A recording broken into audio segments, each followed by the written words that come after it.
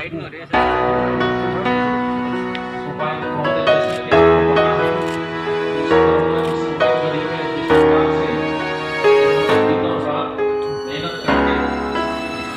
आज व्यक्तिगत रूप से मेरे लिए बड़ा ही गर्व का विषय है कि मुझे एक ऐसे महापुरुष की प्रतिमा का अनावरण के लिए बुलाया गया जो स्वतंत्रता सेनानी थे,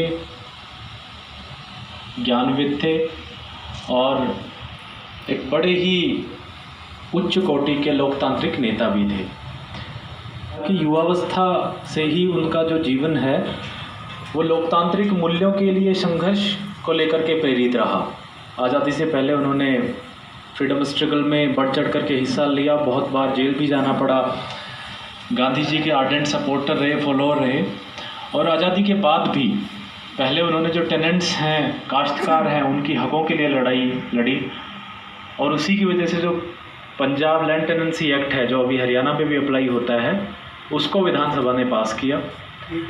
उसके बाद वो पंजाब से हरियाणा को अलग करके नया राज्य बनाने के संघर्ष में जुट गए और उनके प्रयासों से 1966 में एक नए राज्य का हरियाणा का गठन हुआ और उन्होंने न केवल हरियाणा की अलग अलग विधानसभा सीटों को विधानसभा में प्रतिनिधित्व किया बल्कि कैथल सीट से देश की जो सबसे बड़ी जनतांत्रिक संस्था है संसद, वहाँ पे भी लोगों को का प्रतिनिधित्व किया।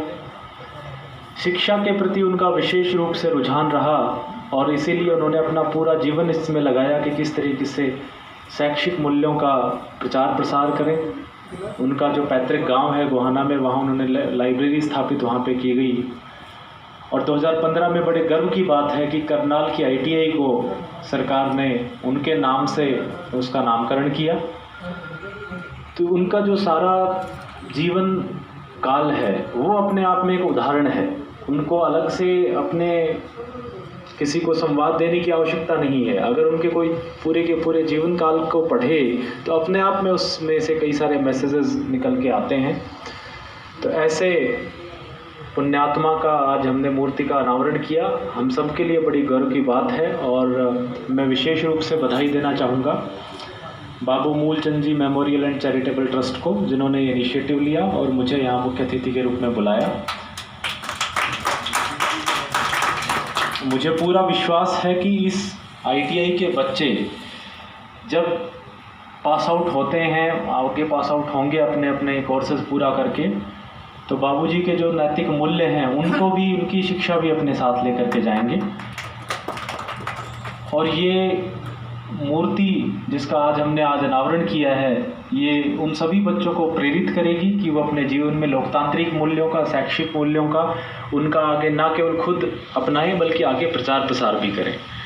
मैं आज पुनः आप सबका इस प्रोग्राम में आने पे, समारोह में आने पे बहुत बहुत धन्यवाद करता हूं और मुझे बड़ी प्रसन्नता हुई कि मुझे यहाँ मुख्य अतिथि के रूप में बुलाया गया और इतने बड़े महापुरुष का हमने मूर्ति का अनावरण किया। आप सबका बहुत बहुत धन्यवाद। जय हिंद। मैं आज महान स्वतंत्रता सेनानी, आज़ादी के नायक व राष्ट्रीय पिता महात्मा गांधी के अनुयायी बाबू मूलचंद जैन जी की 23वीं पुण्यतिथि के अवसर पर उनकी प्रतिमा अनावरण समारोह में आने पर आप सबका स्वागत करता हूं। आज हम उस महान दिवंगत आत्मा को अपनी श्रद्धा सुमन अर्पित करने आए हैं जो एक महान स्वतंत्रता सेनानी ही नहीं अपितु एक सच्चे इंसान भी थे।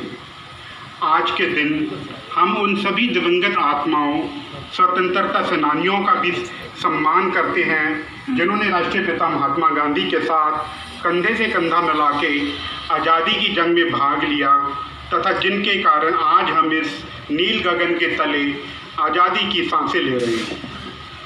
बाबूजी का जन्म 20 अगस्त 1915 को सोनीपत जिले की गोहाना तहसील के ग्राम सिकंदरपुर माजरा में हुआ। कानून की पढ़ाई पूरी करने के बाद बाबूजी ने सन 1941 में राष्ट्रीय पिता महात्मा गांधी जी के आह्वान पर व्यक्तिगत सत्याग्रह आंदोलन में अपनी जन्म भूमि ग्राम सिकंदरपुर माजरा से गिरफ्तारी देकर स्वतंत्रता आंदोलन में प्रथम बार अपनी आहुति डाली थी। पुलिस ने उन्हें गिरफ्तार करके 1 साल के लिए गुजरात जो पाकिस्तान में हैं जेल में भेज दिया।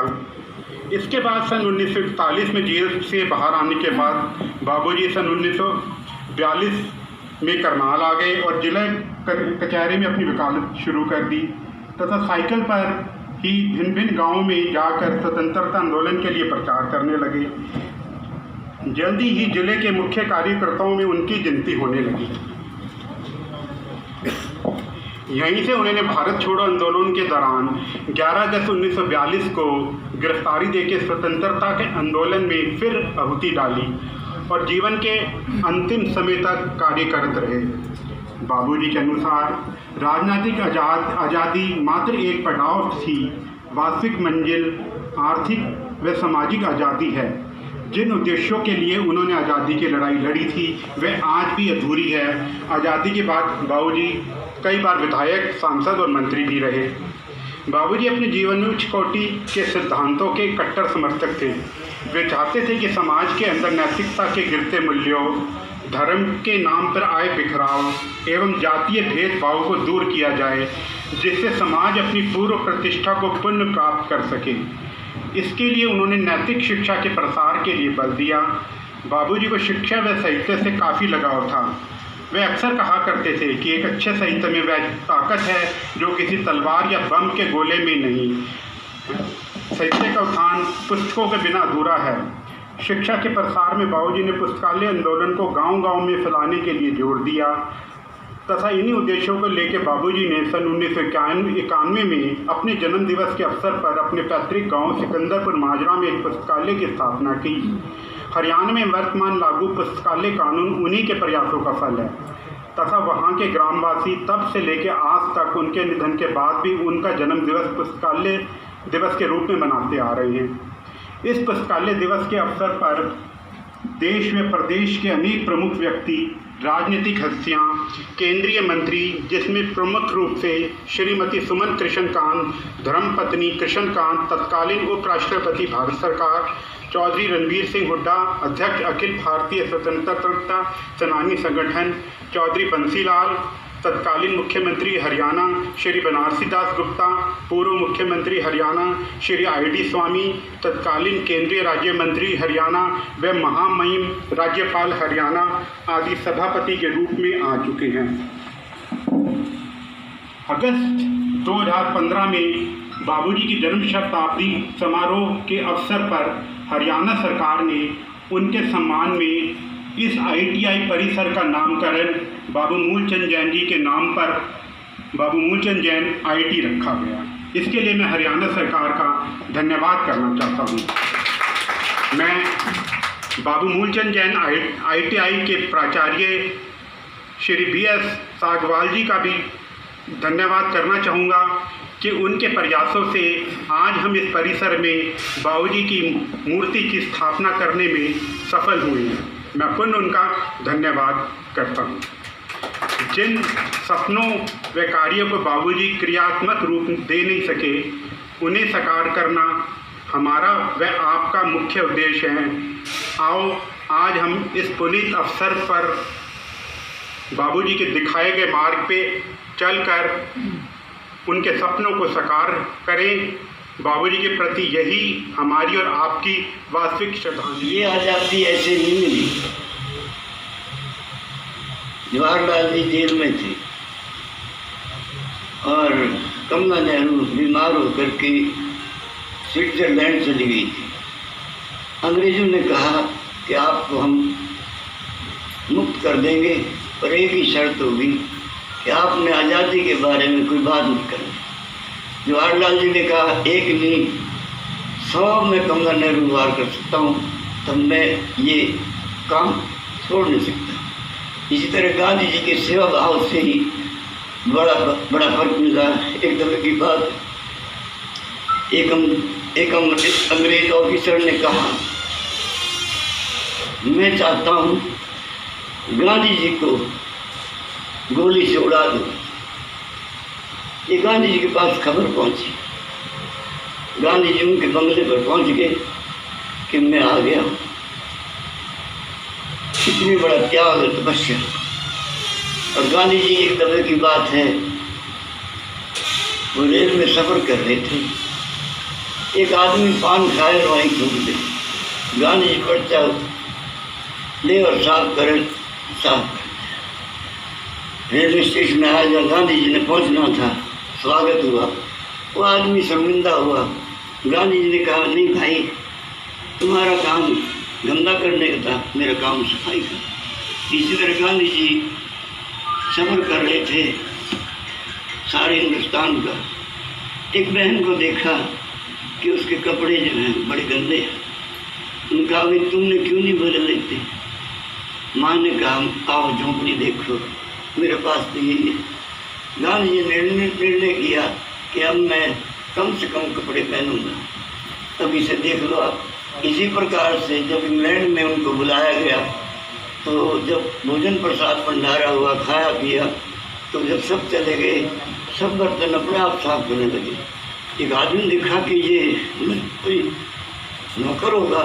जब उनको चुना गया था इंग्लैंड में, जब उन्होंने भाषण दिया तब बात ही कुछ और थी। इसी तरह लाल बहादुर शास्त्री के जीवन में भी जब वो जेल जाने लगे तो उनके माता जी भी और पत्नी भी बड़ी दुखी होने लगी। उन्होंने नहीं, उनको संभाला और तब वो गए। मेरे कहने का निवेदन ये, बहुत सी घटना अपने राजेंद्र प्रसाद जी, ट्रेन रुकी और उन्होंने बाल्टी लेकर पानी पिलाना शुरू कर दिया। तो कहने का मेरा मतलब है, ये आज़ादी ऐसे नहीं मिली, बड़ी त्याग, तपस्या और बलिदान से मिली है। और कोई जितना भी अपने स्वतंत्रता सेनानियों को मैं कहूँ, कई बाबू मूलचंद जी की जैन के मेरे प्रति बड़ा प्रेम करते थे। और हमारे स्वामी शरणानंद जी मानव संघ के प्रति बातचीत होती रहती थी, उनकी पुस्तकें भी पढ़ते थे और हमारा पर्सनल उनसे संबंध था। मुझे उनके प्रति बहुत ही ज़्यादा मैं आभार प्रकट करता हूँ। और ये बहुत ही सरकार ने सराहनीय कार्य किया है कि ITI का नाम बाबू मूलचंद जी जैन बना दिया है।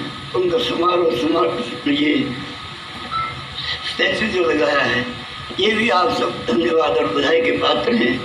ये मैं आप सबका बहुत धन्यवाद करता हूँ और आप सबको शुभकामनाएं देता हूँ।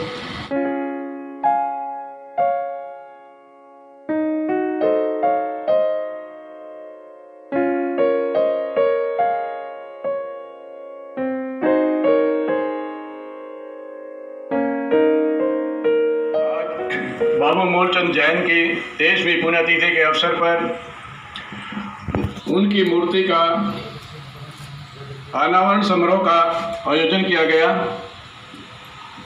आज इस प्रोग्राम के मुख्य अतिथि माननीय श्री निशांत कुमार यादव जी IAS, उपायुक्त महोदया करनाल, बाहर से आए हुए सभी अतिथिगण, बाबू मूलचंद जैन के परिवार के सदस्य, स्वामी जी, ITI करनाल का स्टाफ, मैं अपनी तरफ से और पूरे स्टाफ की तरफ से उपायुक्त महोदया का स्वागत करता हूं और धन्यवाद करता हूं कि इन्होंने अपने कीमती समय में समय निकालकर आज बाबू मूलचंद जैन की मूर्ति के अनावरण के लिए अपना समय दिया। इसके लिए एक बार फिर इनका धन्यवाद। बाबू मूलचंद जैन एक महान स्वतंत्रता सेनानी और एक सामाजिक कार्यकर्ता और राजनीतिक रहे हैं। आने वाले समय में वो समाज के लिए तो आदर्श थे ही, ITI के विद्यार्थियों के लिए भी एक वो आदर्श रहेंगे। उनके जीवन के मूल्यांकन से ITI के विद्यार्थी भी शिक्षा ग्रहण करेंगे और अपने जीवन के अंदर उसको प्रयोग करेंगे। इन सभी शब्दों के साथ मैं एक बार सभी अतिथिगण का, जैन परिवार के सदस्यों का, जैन मेमोरियल ट्रस्ट के सदस्यों का धन्यवाद करता हूँ। Thank you.